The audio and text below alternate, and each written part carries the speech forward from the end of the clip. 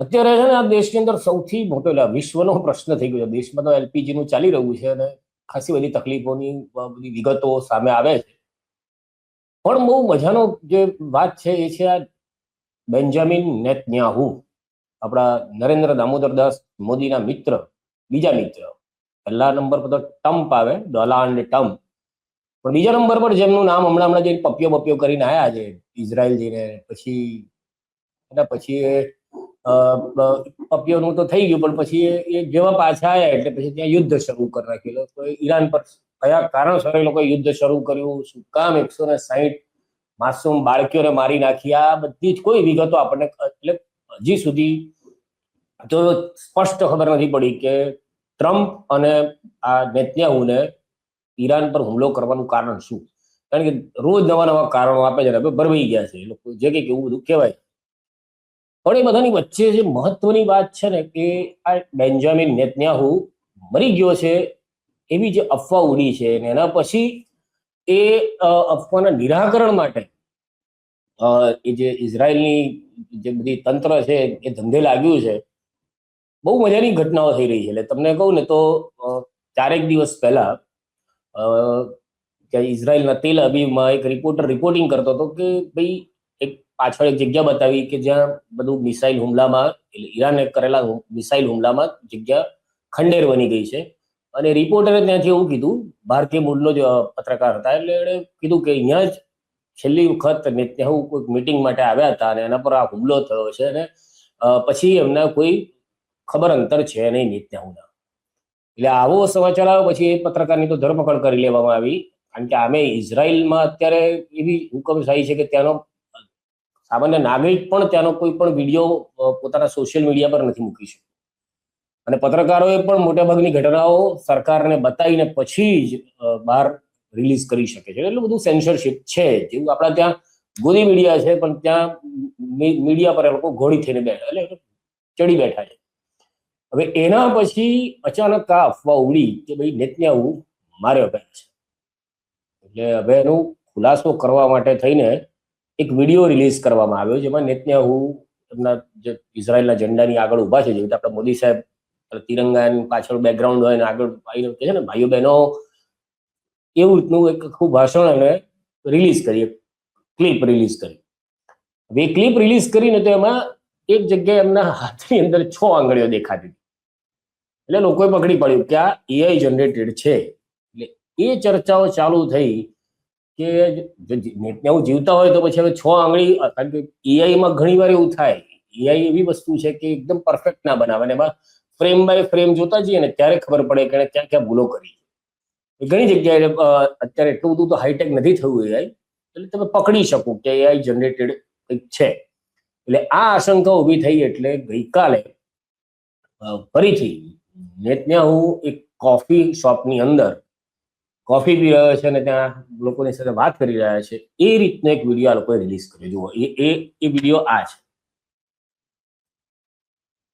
જેની અંદર નેતન્યાહુ તેના કોફી શોપના સ્ટાફને કહી રહ્યા છે અને બધું ત્યાં એ લોકોની લેંગ્વેજમાં વાત કરી રહ્યા છે. મૂળ ראש הממשלה אומרים ברשת שאתה בכלל מת?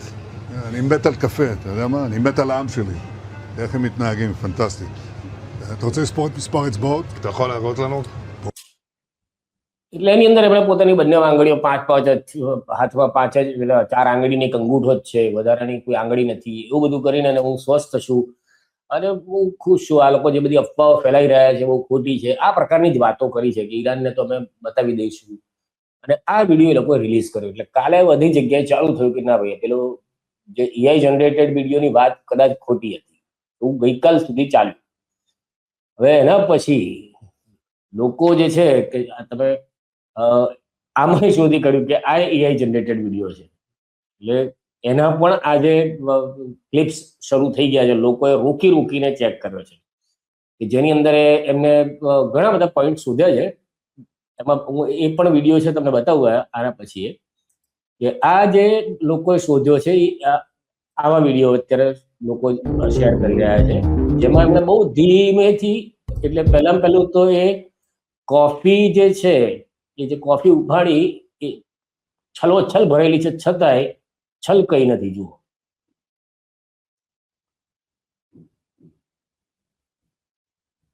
એટલે ત્યાં આટલી આવી થઈ રહી છે, હલી રહી છે, પણ એ એક ટીપુય નીચે ના પડ્યું. એના પર લોકોને શંકા છે. પછી નેતન્યાહુ એક સીપ લે છે, ઘૂંટ પીવે છે, છતાંય એનું લેવલ કોફીની અંદર કપની અંદર એટલું ને એટલું જ રહે છે. અને આ ત્રીજી ઘટના લોકો કહે છે કે આ જે જેકેટમાં હાથ નાખ્યો એ પહેલા જ જેકેટ હલવા માંડે. જેકેટની અંદર હાથ નાખતા પહેલા એટલે લોકો આવું. અને કેટલાક લોકોએ તો આ ગ્રુકને પૂછ્યું છે, જે પેલું એલન મસ્કનું છે, એક્સ ગ્રુક, જે ભલભલી પથારીઓ ફેરવી રહ્યું છે, એમાં ગ્રુકને પૂછ્યું તો ગ્રુકે પણ આ જે વિડીયો રિલીઝ કરવામાં આવ્યો છે ઇઝરાયલ દ્વારા, એની અંદર શંકા ઊભી કરી છે કે આ પણ કદાચ એઆઈ જનરેટેડ હોય એવી પૂરી શક્યતાઓ લાગે. એટલે આવી રીતનું અત્યારે ચાલે છે. એટલે નેતન્યાહુ ખરેખર ખબર નથી પડતી કે નેતન્યાહુ છે, જીવે છે કે નથી જીવતો. અને ઈરાન, એ બાજુ આપણા ડોનાલ્ડ છે, ચાચા ડોનાલ્ડ, આ તો ફાધરલેન્ડ વાળા હતો, પેલા તો કાકા કહેવાય ને અમેરિકા વાળા, ડોનાલ્ડ ટ્રમ્પ, એ કહી રહ્યા છે કે ભાઈ જો અમારા ત્યાંનું તેલ જે છે એ તો અમે અમારે ત્યાં થઈ રહ્યા છે, અમેરિકા વાળા તેલની ક્રૂડ ઓઇલની બહુ જરૂરિયાત ને માથાકૂટ નથી. એટલે જે દેશની હાલત ખરાબ થઈ હોય, આ સ્ટ્રેટ ઓફ હોર્મુઝ બંધ કરવાના કારણે, જેના પર ઈરાક નજર રાખીને બેઠી છે, તો કે જે દેશને તકલીફ હોય એ પોતાની રીતે ત્યાં પોતાનું આર્મી બાર્મી મોકલે ને એમને જે કરવું એ કરે. એટલે મૂળ ટ્રમ્પે રાયતું ફેલાઈ દીધું, હુમલો કરી નાખ્યો, ખેમેનીને મારી નાખ્યા, અને પછી હવે જયારે ફસાયું છે બધું, તો બધાના પોતાના હાલ પર છોડી દીધા કે તમે તમારી થાય કરી લેવાનું. આ જ ડોનાલ્ડ ટ્રમ્પ છે, કારણ કે પછી આના મિત્ર ખરા ને, એટલે બધા એક સરખી જ કેટેગરી ભેગી થઈ. એટલે આ બધું તો નેતન્યાહુનું તો હજી ખબર નથી પડી રહી કન્ફર્મ શું છે. એટલે તમને કદાચ જોઈને તમને જો રસ હોય તો વર્લ્ડમાં જે ચાલી રહ્યું છે જીઓ પોલિટિક્સમાં, એમાં આ કારણ કે નેતન્યાહુ આવા સમયે જો એક્સપાયર થઈ પણ ગયા હોય ને તો પણ જાહેરાત કરી ના શકે, ઇન્જર્ડ હોઈ શકે, કંઈ પણ હોઈ શકે. અને આની અંદર અત્યારે કશું જ કહી શકાય એવું નથી. હું છેલ્લા આજે યુદ્ધનો 17મો દિવસ છે, ભારતની અંદર ઠેર ઠેર ગેસના ભયંકર પ્રોબ્લેમ્સ છે, બધી જ રીતે લોકો પોતપોતાના રસ્તા કાઢી રહ્યું છે. અમદાવાદમાં જ કોર્પોરેશન બધા હોસ્ટેલ વાળાને એ લોકોને કંઈક 1000 છાણાઓ આપવાના છે. આ બધાની સામે સરકાર તો એવું જ કહી રહી છે કે ના, ગેસનો કોઈ પ્રોબ્લેમ નથી, પેટ્રોલનો પ્રોબ્લેમ નથી. હવે બીજી બાજુ ઈરાનના મંત્રીઓ કહી રહ્યા છે કે જે અત્યારે 90ની આસપાસ પહોંચ્યો છે પ્રતિ બેરલનો ભાવ, $90, એ 200 સુધી જશે. એટલે શું થવાનું છે કઈ એક્ઝેક્ટ કોઈ જગ્યાએ પિક્ચર ખબર નથી પડતી. ઇવન આ યુદ્ધ ક્યારે રોકાશે એની પણ ખબર નથી પડતી.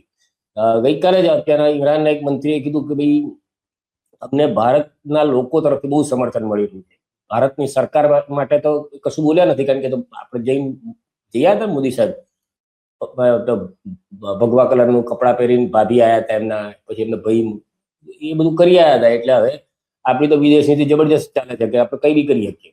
એમાં મોદી સાહેબની કેટલી મજબૂરીઓ હોય એ તો આપણને ખબર ના હોય, કારણ કે એમણે તો એટલું બધું રાયતું ફેલાયું છે ને, તો જોલોય ભરતા હોય કદાચ કે ચલો હવે બહુ થયું, હવે ત્યારે જોલો ઉઠાઈને ભાગવું પડે.